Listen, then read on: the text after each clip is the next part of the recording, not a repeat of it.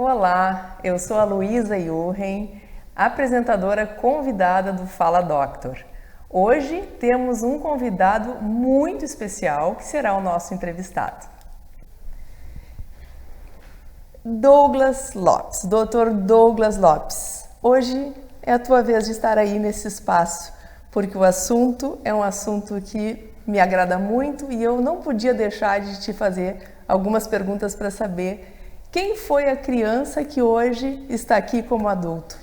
Luísa, eu quero dizer assim que foi uma grata satisfação de um combinado, através de uma grande ideia tua, de eu me tornar hoje um convidado. E eu tinha essa curiosidade de saber a pessoa desse lado, né? A pessoa desse lado. E tu me trazer hoje aqui para falar sobre criança, sobre a infância, me torna muito feliz, pois, na verdade, a criança que eu tenho dentro de mim sempre está aqui.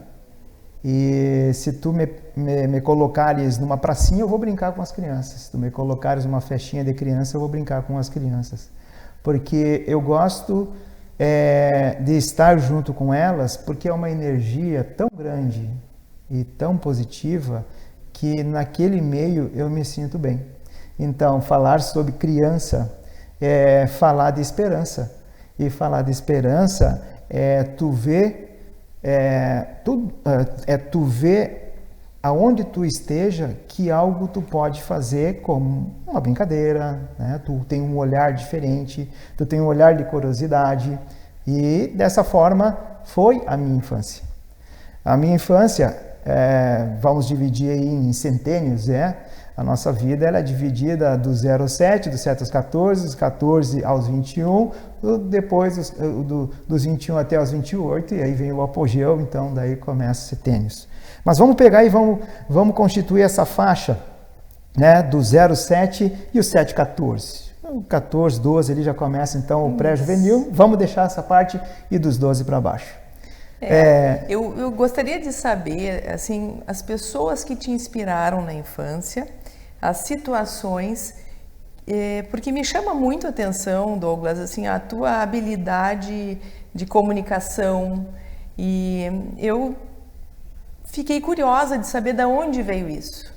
Da onde veio essa vontade de falar em público e essa facilidade de falar para o grande público? Sim, no caso, a facilidade de falar desde pequeno, né? Desde pequeno. Eu tive década de 80, né? Década de 80. Naquela época, do 0 aos 6 anos, eu morei para fora. Eu chamo que eu era um bicho do mato. Pois mas, isso poderia ter sido um problema. Mas um bicho do mato que se adaptava em outros meios. Então, para mim ali, era brincar. Né? Era brincar o dia todo, né? Brincava ia pescar, no caso assim, pescar, vamos pescar, né? Então pescar. Adorava pescar. Aí tinha um tio meu que ia lá para fora e daí nós saía para pescar. E era no açude, era na sanga, né? Brincadeira com carro. Tu sabe que tem uma situação que isso vão trazer de uma infância mais, vamos dizer assim, que era da época dos meus pais, dos meus avós, que eu conheci crianças naquela época que não tinham condições ou de ter um carrinho de 4 rodas, mas eles faziam o carrinho de madeira. Né? E por vezes até mesmo eles faziam o gado de sabugo. Que genial. Né? Então isso é desde lá. Mas, a criatividade. Exatamente. Mas assim, eu sempre fui uma criança que eu falava, eu não tinha tipo vergonha. Né? Então isso já é um dos grandes critérios de falar em público, é perder a vergonha. Né? Mas tem algo além aí que eu lembro que tu me falaste que eu identifico como um potencializador dessa tua habilidade. Sim. Foi mais tarde um pouco? Vamos dizer assim, depois eu fui, aos 6 anos, eu fui para a escola, fui para a cidade, daí comecei a estudar, mas tinha uma situação que meus pais eram da patronagem do CTG lá de Santiago, eu sou de Santiago, né? Eu sou de Santiago, CTG Coxilha de Ronda, né? Para quem conhece aí, lá, o pessoal de Santiago, Então, eu fui desse meio, do meio tradicionalista. Certo. Do meio tradicionalista. E ali, o meu pai declamava poesia e tudo, até sabia declamar. Mas ali a gente aprende o quê? A gente aprende que a gente tem que dançar, né? Então, assim, a gente dançava essas músicas tradicionalistas, dançava chula, declamava. Então, isso fazia com que a gente se desenvolvia. Com certeza. Né? E outra situação também, que nós comentamos também no café, né? Quando o cavalo, né? O cavalo, ele é um dos animais que, eu digo assim, o cavalo ele é muito inteligente e a conexão que ele tem com o ser humano é muito grande. E uma vez até um amigo disse assim aqui, aquela criança que ela anda a cavalo e desde pequena ela perde medo, ela não tem medo, ela enfrenta, né? Ganha confiança. Ela ganha confiança, porque essa criança, 13 anos já andava a cavalo, com 6 anos, com 6 anos eu já laçava em rodeio, né? 3, 4 anos, 5 anos já estava no campo, né? Tá aí. Então era parar rodeio, no caso parava o rodeio no campo para laçar, para curar. Então isso era um enfrentamento. Mas aquele animal pequeno e aquele animalão de 300, 400, eu tive um cavalo de 600 quilos, né? Um quarto de milho de 600 quilos. Então, segurar aquele trem, né? Com 6 anos, 7 anos, o amigo do pai me emprestou um cavalo para me laçar e o cavalo disparou. Nossa! Disparou e eu em cima ali, né? Só passei pela vaca e saí. E daí, que sufoco! Que sufoco! E eu disparando, pobre e eu disse assim, mãe, olha... Pobre, aí eu só escutei, nem ficava sabendo, só escutei um dizendo assim, guri, te agacha e te segura nos pelegos. E eu fui, daí lá um no anjo, fundo, né? Um anjo teve. E eu fui, e daí lá no final me pegaram. Mas aquilo ali, tu pode ver que não me traumatizou, né? Não me traumatizou. E... foi um desafio superado. Exato. Então, assim, faz com que a gente, depois, né, a vida a gente tem percalços, a vida a gente vê que desde pequeno a gente tem que se virar, né? A gente tem que se virar, tem que criar situações. E é isso. Eu acredito que dentro da minha infância, e eu te digo, a minha infância foi muito bem vivida, jogo de bolita, corrida de bicicleta, nós tinha pista de bicicross, sabe? Bicicross. Legal. Naquela época era a Caloi Cross, o Domo Cross, era tudo no cross, né? E outra, a gente voltava esfarrapado, com o joelho lanhado. Era uma coisa impressionante, né? Aqui em Santa Maria, tu estava em Santiago nessa época? Não, em Santiago, isso em Santiago. Aqui em Santa Maria, para quem lembra, tinha no bairro Itaimbé uma pista de bicicross também. Exato. A gente fazia ali de noite, daí eu já estava na cidade, e não se falava assim, o que se falava era centro, mas o centro da cidade era o centro mesmo, tipo, igreja, o centro é ali no calçadão e os outros eram tudo vila. Né? Não era uma situação de bairro. Sim. Naquela época, bairro, que bairro? Não, para nós era vila. Né? E na vila que nós morava e convivia. Então nós tínhamos uma convivência assim, a gente saía do colégio e ia brincar. Né? Legal. Claro que hoje, uma situação, Luísa, caçar girino. Tá? Caçar girino. Não era pescar, era caçar. Sim. Então nós caçava girino, levava para casa.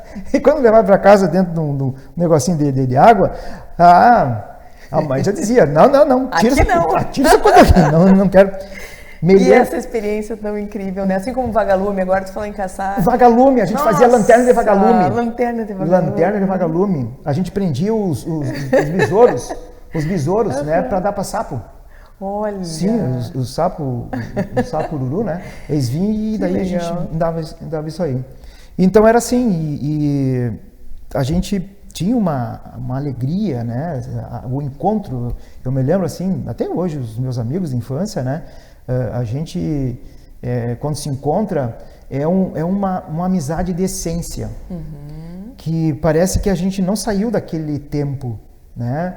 Claro, hoje já estão aí com família, né? Já estão todos encaminhados, Mas o legal é que a gente não perdeu a essência.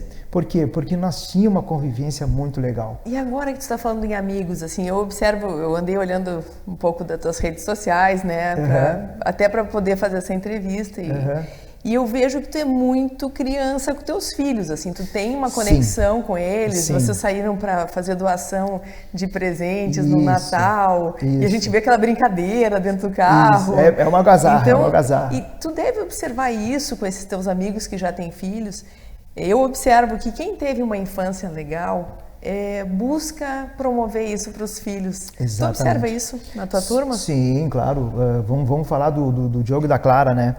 Os teus filhos. Isso, meus filhos, né? O Diogo tem 12, a Clara tem 16, mas desde pequenininhos eu sempre fiz brincadeiras com eles. E na praia eu sempre tive aquela vontade de, quando ter filho, fazer castelo. E os meus castelos são bacanas, é castelo mesmo, não é aquela coisinha de juntar aqui, não, é pegar e fazer a parede do castelo, fazer o morro, né? E aí depois, o que vem o melhor, né? O que vem o melhor é destruir o castelo. É destruir o castelo. Mas antes de a gente ter esse tempo do castelo, aí vem a maré. Já começa a derrubar o castelo.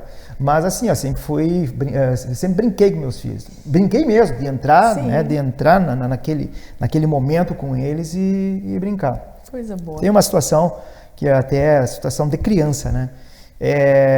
Essas crianças de hoje, né? Essas crianças de hoje. Agora, no aniversário da Clara, que foi em setembro, eu nunca esqueço, a Clara não tinha 2 anos, né? Não tinha 2 anos. Então não foi agora, né? Vamos corrigir, não foi agora, né? Não, 16. Não, há 14 anos atrás? Não, agora, a Clara tem 16. Não, ela não tinha 2 anos de idade. Tá. Né? E daí a Karen, né? Ela perguntou pra Karen o que era sexo. Né? Pra te ver agora a inocência. Aí a outra palavra, inocência. Falando, né, da essência, tudo, mas a inocência. Como é que a Karen né? Porque por vezes o adulto também perde a inocência, né? Que é algo tão bacana, a inocência, né? Só que nesse mundo de meu Deus, a inocência tá indo embora, né? Mas daí a Karen disse assim, olha, minha filha, tu sabe que eu não sei te responder isso, né? Mas teu pai é letrado nisso, teu pai vai te responder. E eu não sabia de nada, me aprontou. Ela fez uma pegadinha. Fez uma pegadinha. Vem a dona Clara e me pergunta assim, pai, o que é sexo? Pá, e eu assim, o que eu vou responder pra essa menina, né? Mas olhando pra ela, né? E assim, eu só falei assim, pá, inventei uma coisa. Daí a Clarinha, pequenininha, assim, pai, nós estávamos sentados, agora me lembro, nós estávamos sentados na caminha dela. Ela com 2 aninhos. Não tinha dois. E ela, pra te ver, né, e ela disse assim, pai, tudo que tu falar tem que ter lógica. Eu digo, tá. Que aviãozinho. Então tá, já entrou aí em redes sociais, já entrou aí alguma coisa, ou escutou. Então tá, minha filha, a partir de hoje eu e tu, conversa franca. O que tu me perguntar, eu vou te falar o que é, com toda a transparência e vice-versa. E olha, eu digo assim que a partir daquele momento foi tão bom, porque até hoje é olho no olho e transparência. Legal, sabe? Né? Então de uma inocência, né, mas uma curiosidade ao mesmo tempo. E aí vamos lá, né? A essência, a inocência e a curiosidade, porque a criança é curiosa. Acabou então uma situação, né, de conversa pai e filha, olho a olho, transparência. Uma conexão, né? Uma conexão. Eu posso fazer um parênteses agora, assim, Pode. como entrevistadora, já que eu sou fonoaudióloga e doutora em educação. Fantástico. Quando um filho perguntar isso, perguntem o que eles já sabem sobre o tema. Às vezes, a criança quer simplesmente saber o que preencher num formulário sobre sexo, se é feminino ou masculino, e aí a gente entra numa explicação sem fim, sem necessidade para o momento. Né? Então, fecha parênteses e vamos voltar aqui para o meu entrevistado. Vamos. Tá, então, às vezes pode acontecer. Tu sabe, só para saber se era feminino ou masculino. E aí a gente conta um monte de coisa que a criança ainda não está preparada para saber. Sim, né? Exato. Mas é que hoje não tem como, né? Para essas crianças, elas já nascem, elas já dentro da barriga da mãe, elas estão com o dedinho, né, da barriga querendo tocar no celular. Pois é. Então isso aí é uma conexão muito forte, né? E aí, Luísa, eu penso assim, ó, a evolução da criança, a evolução do adulto, a evolução do adulto, né? Então, naquela época, eu pensando assim, meus pais, eles não, assim, o pai, eu e ele, nós brincamos. Eu queria chegar aí, pai, que bom que tu o tá pai era falando, mais, porque... a gente jogava muita bolita. E o pai era bom na bolita. E eu sempre tinha umas latinhas, né? Para quem lembra disso aí, era a argentina, o bolão e a comum, né? e aí então, e aí aquela latinha, eu tinha um monte de latinha e eu levava. E a mãe ficava arrumando lá a cozinha e coisa e tal, né? E eu e o pai, nós fugia e nós ia para a cama grande deles. E começava a jogar bolita. E o pai me quebrava todas as minhas bolitas. E eu não gostava daquilo e a mãe vinha e nos xingava. Por quê? Caía da cama e quebrava? Não, quebrava minhas bolitas, porque a gente... quebrava no caso, para jogar uma na sim, ele tinha uma potência naquele dedo, sabe? Ele tinha uma potência naquele dedo que ele acabava... E a mãe ficava brava com nós. E aí largava... Daí era nós dois que tinha que sair do quarto, né? Para ela pegar e tirar aqueles caquinhos. Mas isso também é uma situação que eu me lembro e essa lembrança é muito boa, né? Tá, e aí quando fala assim, o pai jogava bastante, quanto é esse bastante? Assim, numa semana, ele jogava mais do que uma vez por semana? Só para eu ter uma noção disso. Olha, claro, são fases, né? Aí que tá, claro. Como são fases, mas ali nós jogava no mínimo umas 2, 3 por semana. Tá. Mas olha só a importância que tem esse tipo de interação, pai e filho, que não é tanto 3 vezes por semana, mas isso tu traz para tua vida. É que ele tu também reproduz com teu filho, né? Então, É. assim, como é importante tu trazer isso hoje, assim, nesse mês das crianças, para dar um alerta para os pais, né? Luísa, tu sabe assim, ó, uma coisa assim que também, eu tenho uma irmã, né, a Daiane, a gente adorava, né, adorava o fogão a lenha ou lareira, né, mas o fogão a lenha lá fora, o pai, eu lembro que ele nos pegava no colo, né? Ele pegava no colo e tinha uma jaquetona de lã, assim, sabe? E nos acolhia. Que delícia! E aquilo ali era muito bom, sabe? Então, para criança, então nem se fala, né? Porque tu ficava no aconchego daquela roupa, né? Daquele abraço. E o abraço dele. Então, isso era muito bom. E a mãe, né? A mãe era muito paparica também. Eu me lembro que uma vez eu já não tinha mais tamanho para me pegar no colo. E aí eu uma vez peguei ela no colo. Eu já era maior que ela, então, né? E aí eu era maior, daí enchi ela de abraço e coisa. Mas então isso aí, porque a atenção dos pais aos filhos, isso gera uma conexão muito grande, sabe? Muito grande. E às vezes, assim, ó, tá me falando, desculpa, depois voltamos no que tu estava falando, mas voltando à tua mãe, tu me mostra assim a tua mãe como alguém que estava trabalhando, teu pai que quando tinha um tempo ele se dedicava para brincar, e a tua mãe ficando braba, mas certamente tu tiveste interações com a tua mãe em relação, talvez até na cozinha, porque tu é um cara que tu gosta de cozinha, né? Deixa eu te falar uma coisa, naquela época, assim, Deus o livre, tipo, o guri ir lavar a louça. Ah, tu vê. Né? Eu lavava a louça com a mãe. Sim. Né? Eu lavava a louça com a mãe. Mas em relação à gastronomia, né, ao cozinhar, que eu adoro, isso aí para mim é uma terapia, eu aprendi mesmo aqui em Santa Maria quando vim para cá. E daí é o seguinte, morar em República Gurizada. Né? Morei muito tempo ali no Dinamarca. Né? Então, tinha que se virar. Claro.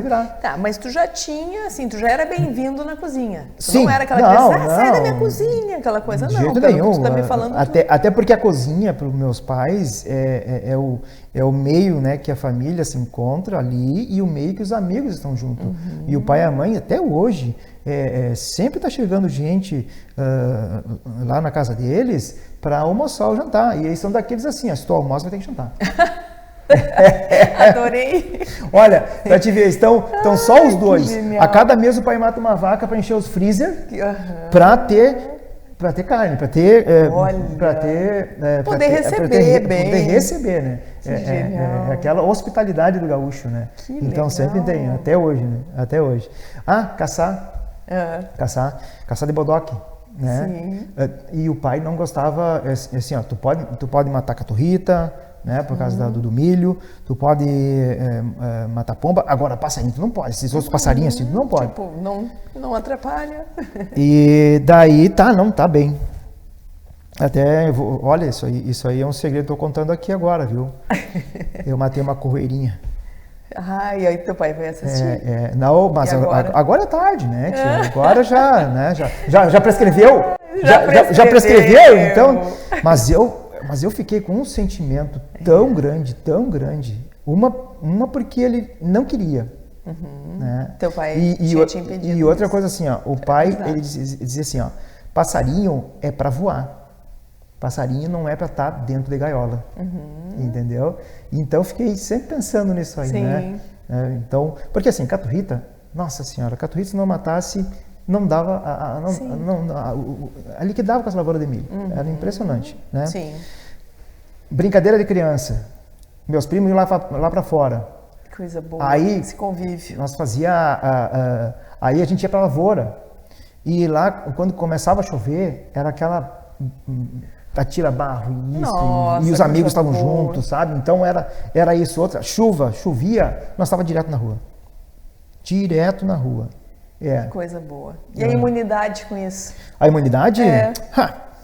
Vitamina S. Vacina vitamina natural. S. Era que vitamina legal, sujeira, né? Que legal. Mas assim, em termos de imunidade, né? Então, morar para fora, estar em contato com a natureza, a tua imunidade ela é muito forte. Além do mais, o que tu come é direto da terra. Então, hoje, né, se fala muito, né, descasque, desembrulhe menos e descasque mais. Naquela época, se descascava muito mais. E outra, se comia a fruta direto do pé. Exato. Era o caqui, era a pera, pegava o marmelo para fazer doce, bergamota, laranja, né? Então, figo. Até hoje eu adoro figo. Então, tudo era direto da terra. Isso aí. Então, era algo muito sadio e que nos tornava muito forte também. Sem dúvida. Né? Então, era assim. E as peripécias? Pois é, eu fiz uma colinha aqui. Por falar em colinha, depois eu queria saber um pouco de como é que era o Douglas dentro de uma sala de aula. Não sei se a gente vai falar agora, vamos deixar para depois. Olha, eu digo o seguinte, eu acho que... não queria acho que podemos deixar no segundo tempo, né? Até mesmo porque tem situações boas aí para contar. Imagino, né? eu imagino. E as amizades estavam junto. Amizades estavam junto. Eu estudei sempre em colégio de freira. Lá em Santiago eu estudei no Medianeiro e aqui eu estudei em Santana. A minha turma de Santana foi a primeira do científico, era magistério, e daí a minha turma foi a primeira turma do científico. Mas dando começando, né? Um spoilerzinho, porque a gente só vai poder falar depois do segundo bloco. Sobre o colégio, eu digo que eu sempre fui comportado. Olha, né? Eu sempre fui comportado. Não esperava isso. Porém, falava muito. Eu era matraca mesmo, eu era matraca. E tem uma coisa, eu era da turma do fundo. Era a turma do fundo. Então, na turma do fundo já sabia, né? Só juntava a curva de rio. O quê? Juntava a curva de rio. Só curva de rio. Só que não prestava, né? Ai, que sacanagem. Mas tudo bem, tudo da paz, né? Tudo gente boa. Então a bagunça era feita. Mas a gente respeitava a professora, e até uma coisa assim que hoje, né? Para nós, naquela época, professor era autoridade. O professor era o nosso maestro, né? E a gente já vinha desde casa, olha, respeita o professor, né? E isso nem precisava nem falar, porque a gente tinha, além de um respeito muito grande pelo eu, né? E hoje, né? Sendo professor, né? Para mim, o professor era aquele que tinha que, como se fosse um pai ou uma mãe, né? Respeitar. E quando se desrespeitava, e a gente via, né? Parece que aquela criança da época, parece que a gente pegava e dava uma... Né? Que hoje não, hoje se uma criança falta com respeito com o professor, as crianças parece que apoiam, né? Nós não apoiávamos. Não era bem assim. né? Até mesmo que quando chegava em casa tomar um xingão. Então, estamos chegando ao final dessa conversa muito gostosa aqui com o Dr. Douglas Lopes, em que eu pude saber um pouco mais sobre como é que o Douglas se constituiu como um adulto, né? Como essa criança influenciou nesse adulto que o Douglas é hoje. E foi muito legal, Douglas, saber dessa infância e inspiradora para muitos pais, né, que buscam que os filhos se desenvolvam essa comunicação, a coragem, né, essa ousadia. Essa ousadia, exato. E te agradeço muito por essa oportunidade de eu estar aqui nesse espaço, né, trazer o Criançando aqui para saber um pouco mais de ti. E como já é de praxe, eu gostaria que tu deixasse para os ouvintes, os nossos espectadores, a tua mensagem. Luísa, eu quero te agradecer pela tua ideia de fazer isso. Eu me senti muito feliz de estar aqui, tendo uma outra visão e que falando para vocês, né, que agora eu sou entrevistado e a mensagem que eu deixo é que cuide do seu futuro. Quem é o seu futuro? São as crianças, são os filhos, são os netos, os bisnetos. São essas crianças que vão no futuro fazer com que essa terra ela tenha pessoas com um coração enorme. A essência ela tem que ser a mesma. Que essas crianças elas sejam curiosas e que também ela tenha essa situação de que a sociabilização, de conhecer outra criança e de brincar, seja de corrida, seja o que for, de estar junto e não fazer com que o anteparo com uma tela faça uma parte da vida de uma criança. Uma criança, ela não pode estar ligada a uma tela. Uma criança tem que estar ligada com crianças e também tem que estar ligada também com os adultos, porque são os adultos que essa criança faz feliz. Se o adulto não tem essa convivência com as crianças, ele vai também perdendo a sua essência. A essência nasce da criança e essa essência tem que ficar sempre dentro, né, do adulto. Então, gente, mais uma vez, Luísa, querido, muito obrigado. Que Deus os abençoe e que Deus abençoe todas as crianças. Não é porque é no mês de outubro. Todo ano é dia de criança. E eu vejo uma situação. O avô se torna uma criança porque ele quer um neto. Ele não conseguiu, por vezes, ver aquela criança como seu filho. Mas quando vem o seu neto, ele enxerga seu filho ali e ele volta a ser criança. E isso é fato, não é? Fantástico. Então, Luísa, mais uma vez, muito obrigado. Agradeço da mesma forma a oportunidade. Muito obrigado. Abraço. Abraço.